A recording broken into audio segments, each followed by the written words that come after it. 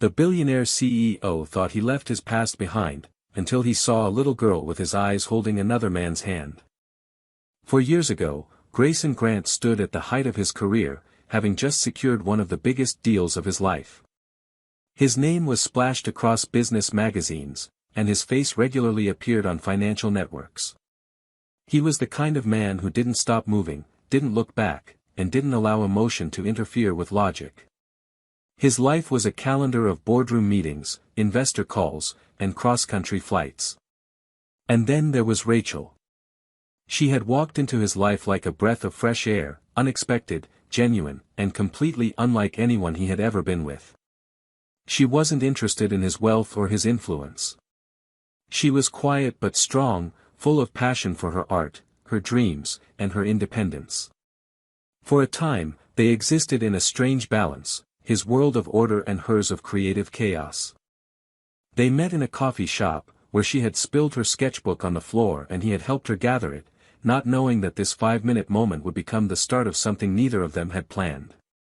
Over the course of a year, they grew close in a way that scared him. Rachel brought out a softness in him, asked questions that no one dared, and expected truth when he was used to giving half answers. And when she told him she loved him, something in him twisted. Not because he didn't feel it too, but because he did, and that was dangerous. Grayson had been raised to believe that emotion was weakness, that vulnerability was a flaw. So when his career demanded that he relocate to London for an extended project, he made a decision that would haunt him. He ended it with Rachel in a 3-line text message. No call. No explanation. Just a final goodbye disguised as practicality. He told himself it was cleaner that way, that she would move on, that it was for the best. Rachel sat on the floor of her small apartment for hours after that text, staring at it, unable to understand how something that had felt so real could disappear so easily. But then she felt the early symptoms, the nausea, the fatigue, and within a week, she knew. She was pregnant. She considered telling him. More than once, her finger hovered over his contact in her phone. But every time, she remembered how quickly he had walked away. She didn't want her child to grow up with someone who saw them as an obligation. So she made the choice to raise her baby alone. No drama. No court battles. Just quiet determination. That decision marked the end of her old life and the beginning of something far more difficult. She took freelance art gigs, worked nights teaching painting classes, and lived on coffee and sheer willpower. And when her daughter was born, a tiny girl with Grayson's blue eyes and blonde curls, Rachel named her Luna, after the moon that had kept her company on sleepless nights. In those early years, as she rocked Luna to sleep with lullabies and whispered promises, Rachel built a new kind of strength. One that didn't come from having everything under control, but from showing up every single day, no matter how tired, no matter how alone. Grayson faded into the past. Or at least, she thought he had. Because fate has a way of pulling unfinished stories back into the light, often when we least expect them.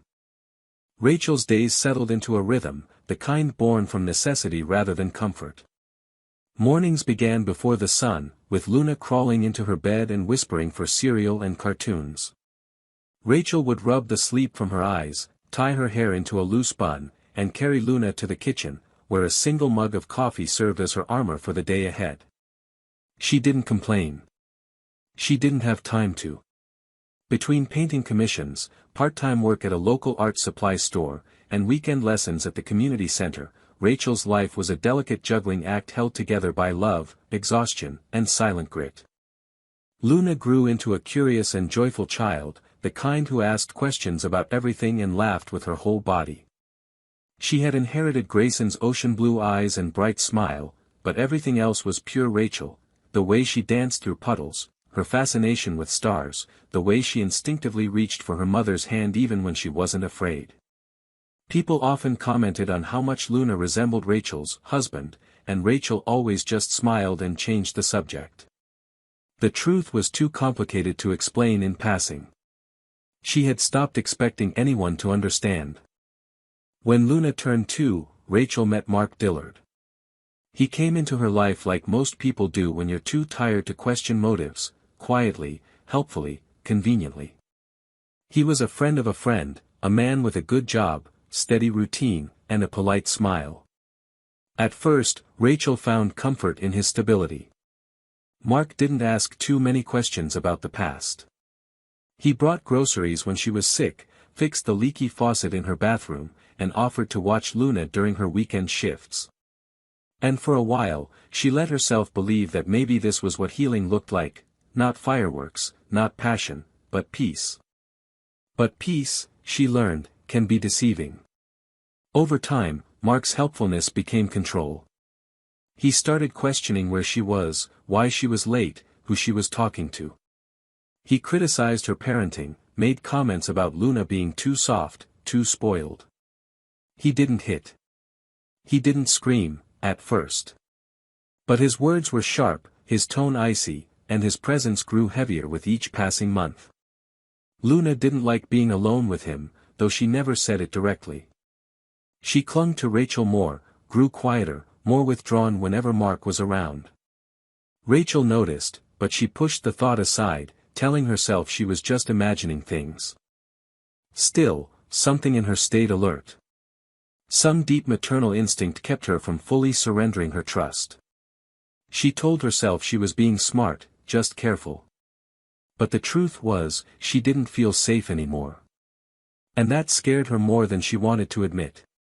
Mark had never asked about Luna's father. He assumed, perhaps, that he had left, or had died, or had never mattered. Rachel never corrected him. There were some stories better left untold. But even as she tried to move forward, the ghost of Grayson lingered like a shadow behind her every choice. She wondered sometimes what he would say if he saw Luna now. If he'd regret leaving. If he'd even recognize the shape of her face or the sound of her laugh. Rachel didn't allow herself to think those thoughts often, because they didn't change anything. Grayson had made his choice, and she had made hers. What mattered now was keeping Luna happy, protected, and unaware of the heartbreak that had brought her into the world. Rachel painted at night when the apartment was silent, her fingers stained with color, her mind full of what if she would never say out loud. And then one ordinary Thursday afternoon, everything shifted. It began with a chance encounter in a crowded place and a single look that cracked open a past she thought was buried. What Rachel didn't know yet was that the story she thought had ended was only just beginning. It was supposed to be a normal day, another predictable stretch of hours filled with errands and noise, ending with Luna's favorite bedtime story and Rachel passing out with a brush still in her hand. They were at the airport that afternoon not to travel, but to pick up Rachel's friend who was returning from a short trip. Luna had insisted on wearing her favorite dress, the yellow one with tiny stars, and had braided her hair herself, which meant Rachel had spent 10 minutes trying to fix it without breaking her daughter's heart. Mark had come along, uninvited but insistent, his presence making the air around them feel a little too still, too sharp. He held Rachel's elbow just a little too tightly as they walked through the terminal, and his tone, while calm, had that edge she'd grown used to ignoring in public. They stood near a coffee kiosk when it happened. Rachel was kneeling to fix Luna's shoelace when Mark stepped aside to take a call. That's when she felt it, that peculiar awareness, the sense of being watched. She stood slowly and turned, and that's when she saw him. Grayson. He was standing across the terminal, holding a cup of coffee, frozen in place. His blonde hair was shorter now, and he was wearing a sharp gray coat over a suit, looking every bit the powerful executive the world saw him as. But his face had gone pale. His eyes were locked not on her, but on Luna. Rachel couldn't move. Her heart beat so hard it drowned out the noise of the terminal, the overhead announcements, even the low murmur of conversations around them. Luna, oblivious to the tension, looked up and saw him too. She blinked at Grayson with her bright blue eyes, the same eyes he saw in the mirror every day, and tilted her head with innocent curiosity. She had no idea who he was, but something about his face made her stare a little longer. Grayson took a cautious step forward, as if approaching a dream he didn't want to wake from. "Rachel," he said, his voice hoarse. She hadn't heard that voice in 4 years, and it hit her like a wave. She opened her mouth, but no sound came out. Luna reached for her hand, sensing the sudden change in her mother's body. Grayson's eyes dropped to the child. His expression shifted, softened, and then crumbled into something like disbelief. "Is she?" he began, but Rachel cut him off. "We're waiting for someone," she said quickly, her voice too sharp, too forced. "It's not a good time." She picked Luna up and started to turn away just as Mark returned. He gave Grayson a quick, suspicious glance and then looked at Rachel. "Everything okay?" he asked, his voice calm but with a thread of threat laced underneath. Rachel didn't answer. She just nodded and walked away, not looking back. Grayson didn't follow. He stood rooted in place, the paper cup in his hand growing cold. He couldn't stop staring at the little girl now walking away in Rachel's arms. He didn't need a paternity test. He knew. Every cell in his body screamed it. That was his daughter. And Rachel hadn't told him. His breath caught in his throat, and a strange, unfamiliar ache filled his chest. For a man who thought he had everything under control, in that moment, Grayson realized he had never been more lost. Grayson didn't sleep that night. He sat in his high-rise apartment overlooking the city skyline, his untouched dinner cold on the counter, his phone in his hand but no idea who to call. All he could see was the little girl's face. Her eyes. His eyes. He kept replaying the moment in the airport over and over, Rachel's stunned expression, the way she had shielded the child so instinctively, and the man who had appeared beside her, his posture, his possessiveness, his presence. Grayson's chest burned with questions he had no right to ask and guilt he hadn't known was still buried that deep. By morning, he had made a decision.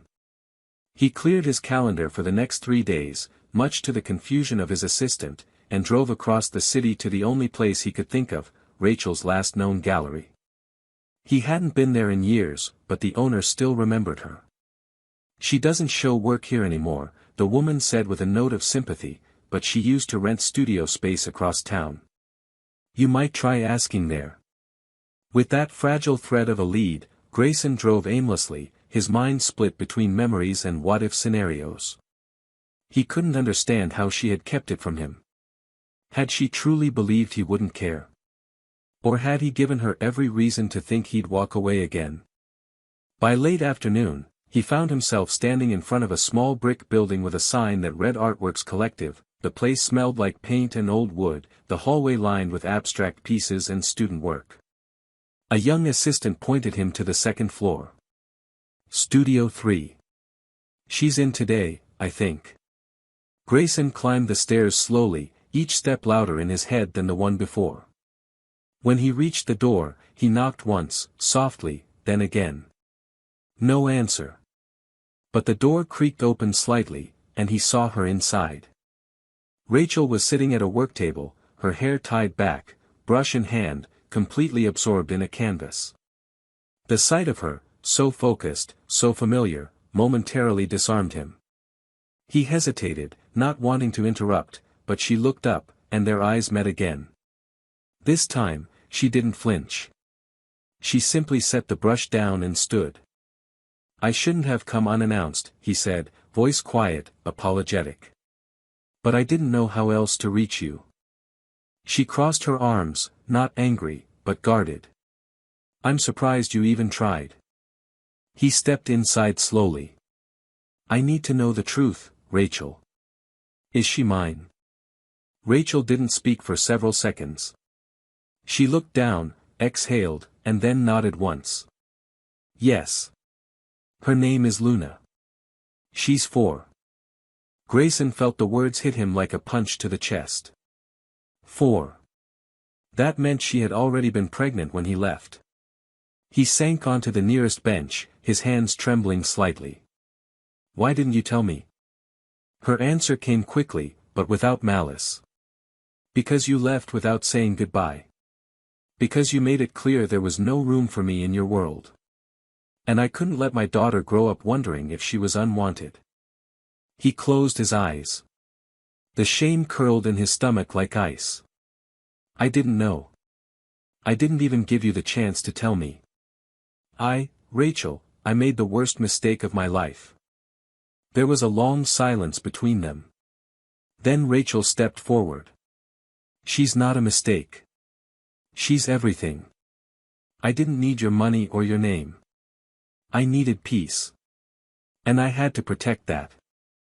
Grayson looked at her, really looked at her, at the tired lines beneath her eyes, at the strength in her posture, at the quiet fury that came from having survived alone. Can I meet her? He asked, his voice almost a whisper. Not to interfere. Just to know her. Rachel hesitated, torn between instinct and possibility. Then she nodded, but her voice was firm. One condition. If you're going to be in her life, it's all or nothing. No disappearing. No broken promises. Grayson met her gaze and, for once, didn't look away. I'm not going anywhere this time. And for the first time since the airport, something in Rachel's face softened. Just a little. Enough to suggest that maybe, just maybe, the door wasn't fully closed. Grayson spent the next few days preparing himself in ways he never had before. It wasn't about presentations or business deals now.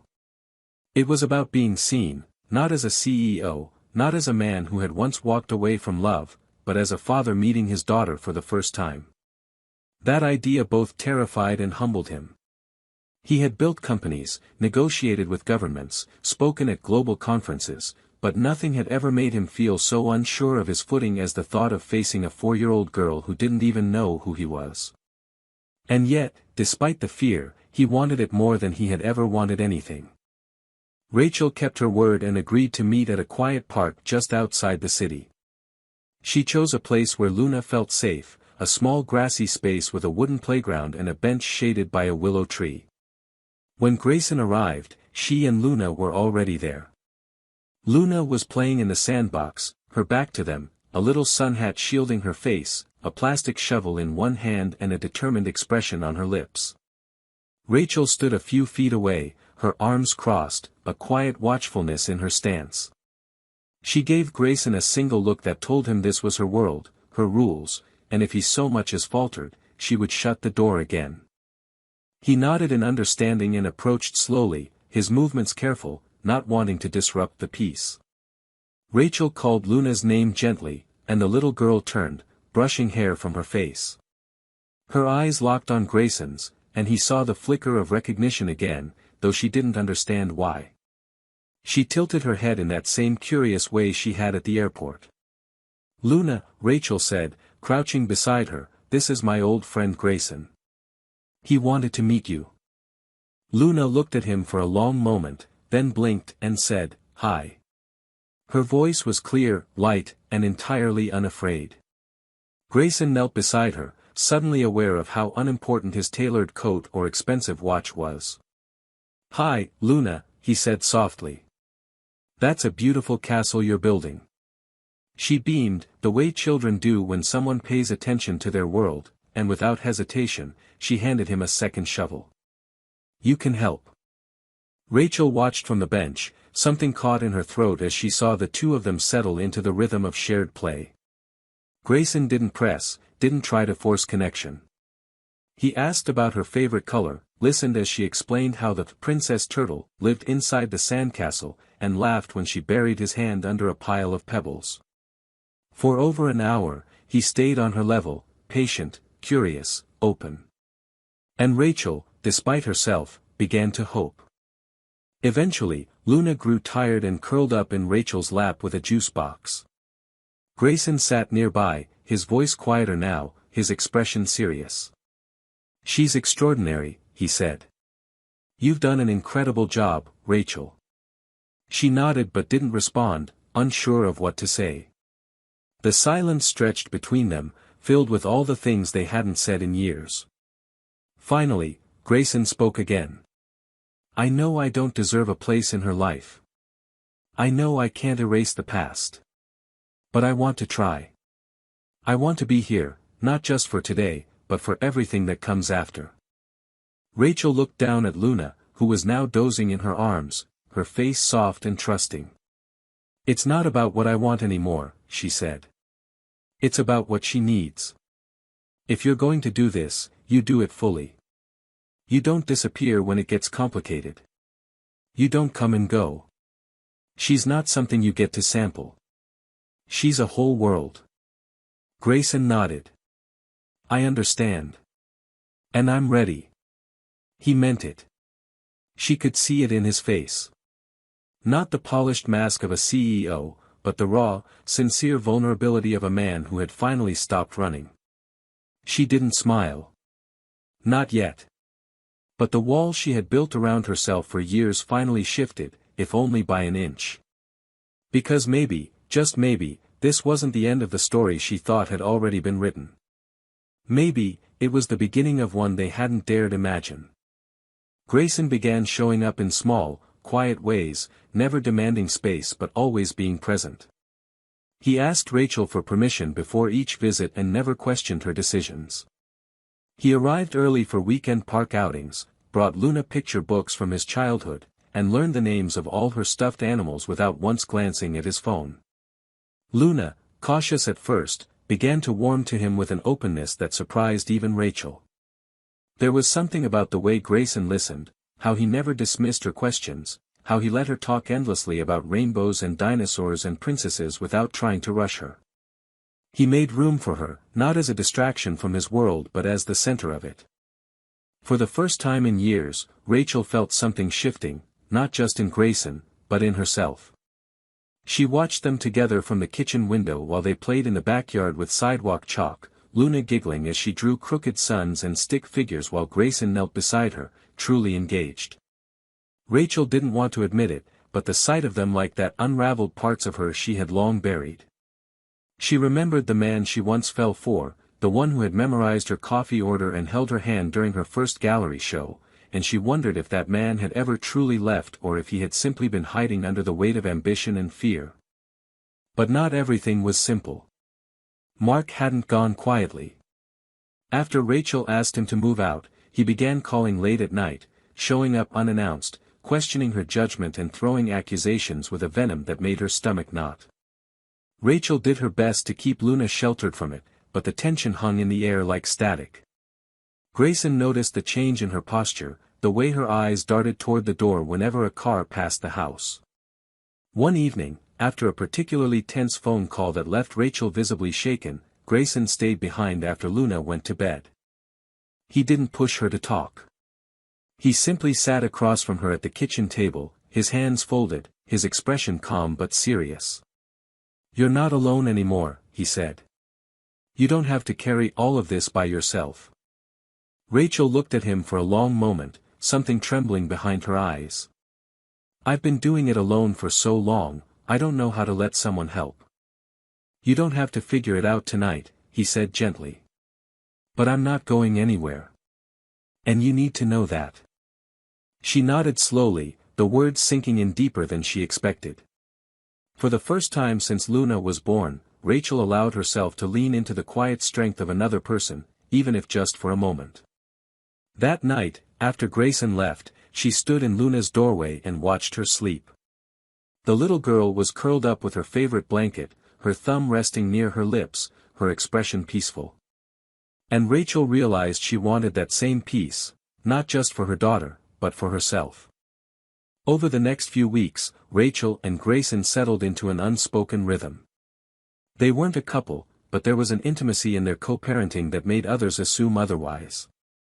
Luna began to refer to him as, "my daddy," without prompting, and when she did, Rachel's breath always caught in her throat. There were moments, small, unassuming ones, when she'd glance at Grayson reading on the couch while Luna climbed over his shoulder, and the idea of a second chance no longer felt impossible. Still, Rachel remained guarded. She needed more than consistency. She needed proof that Grayson understood what it meant to stay, not just physically, but emotionally. She needed to see that he wouldn't run again, no matter how complicated things became. Grayson, to his credit, never asked for more than she was ready to give. He didn't rush. He didn't expect. He just stayed. And little by little, the walls between them began to crumble. Not from grand gestures or declarations of love, but from the daily, ordinary ways Grayson showed he was in this for real. Not just for Luna. But for Rachel, too.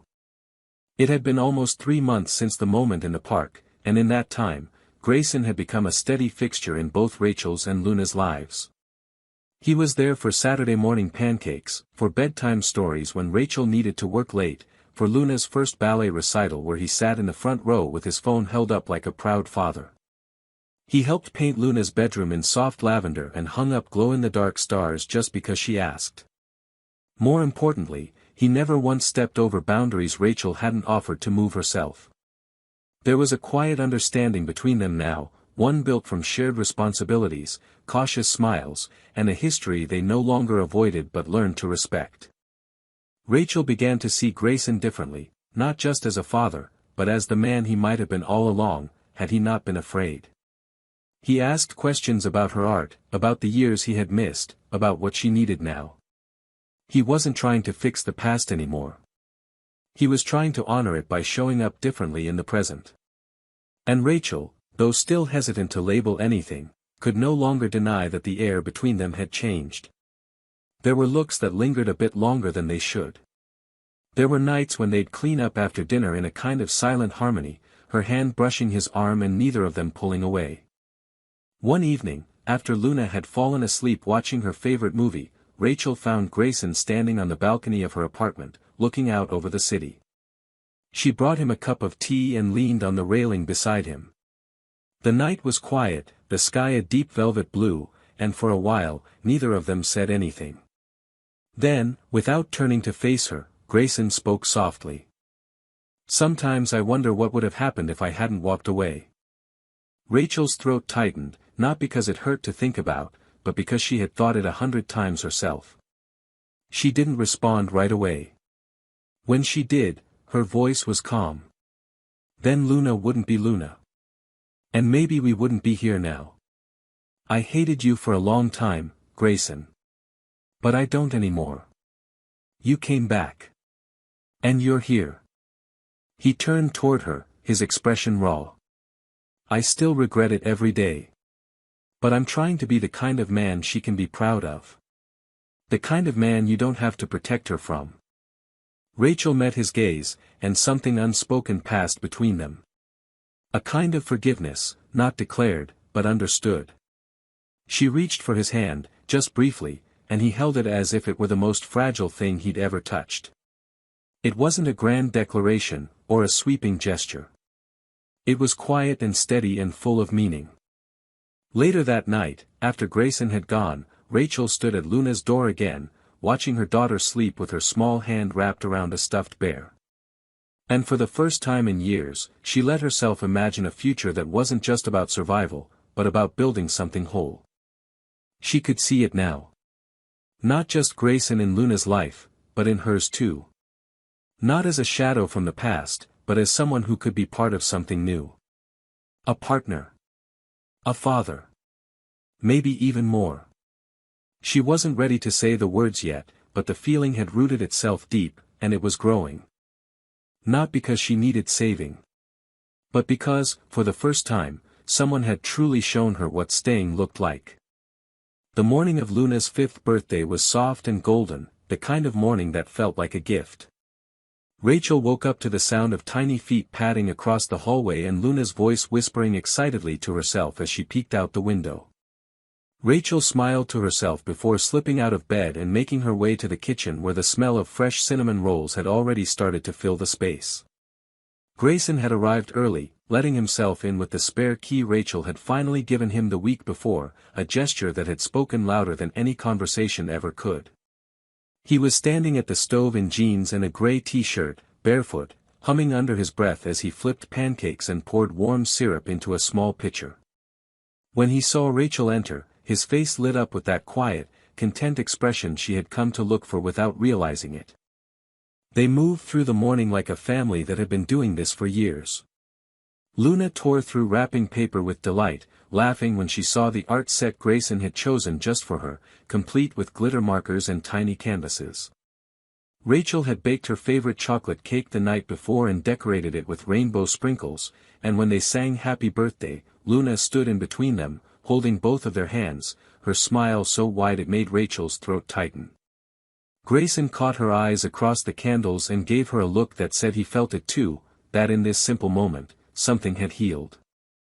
Later that afternoon, after the guests had gone and the apartment had quieted again, Rachel sat on the balcony while Luna napped in her room. Grayson joined her with 2 mugs of tea, and they watched the sun sink below the buildings in a wash of warm light. The silence between them wasn't heavy anymore, it was full, familiar, almost peaceful. Rachel turned toward him, something unspoken sitting just behind her eyes. "I don't think I ever believed I'd get to have this," she said quietly. "Not just the parenting part, but this peace. This feeling that someone is here and isn't going to leave." Grayson reached over and took her hand, not as a question but as a statement. "I spent years building a life that looked perfect from the outside, but it was hollow. I didn't know what I was missing until I saw Luna. Until I saw you again. Everything that matters to me is right here." Rachel felt something open in her chest that she hadn't let herself touch in a long time. A hope that was no longer fragile but rooted, grounded in something real. She looked at Grayson, not as the man who had broken her heart, but as the one who had worked to mend it, slowly, carefully, piece by piece. "You were wrong about something," she said, a faint smile on her lips. "What's that?" he asked, his thumb brushing over her knuckles. "You said Luna made you want to be better. But I think you already were. You just didn't know how to let people see it." Grayson didn't respond with words. He leaned in and kissed her, gently, with the kind of certainty that only comes when there's nothing left to prove. It wasn't rushed or hesitant. It was full of everything they'd fought to rebuild. When they pulled apart, Rachel rested her forehead against his and closed her eyes, letting herself feel the weight of the moment. Inside, Luna stirred in her bed, murmuring in her sleep, her dreams quiet and safe. And out on the balcony, with the sun setting and the city beginning to hum, Rachel and Grayson sat together in a peace they had earned, not through perfection, but through forgiveness, patience, and the kind of love that never really leaves, it just waits until both people are ready to find their way back. In my opinion, the ending of this story is not just a resolution, it's a quiet triumph. What began as a painful, unfinished love story evolved into something far more meaningful: growth, redemption, and the choice to stay when leaving would be easier. Grayson's journey wasn't just about reclaiming what he lost, but about earning it through vulnerability and consistency. Rachel, who carried the weight of heartbreak and motherhood with fierce independence, didn't need rescuing, she needed partnership. And Luna, the heart of it all, found herself surrounded by love that was once fractured but finally whole. The beauty of this ending lies in its realism, messy, slow, deeply human, and that's what makes it powerful. It's not a perfect fairy tale, but it's the kind of love story that actually lasts.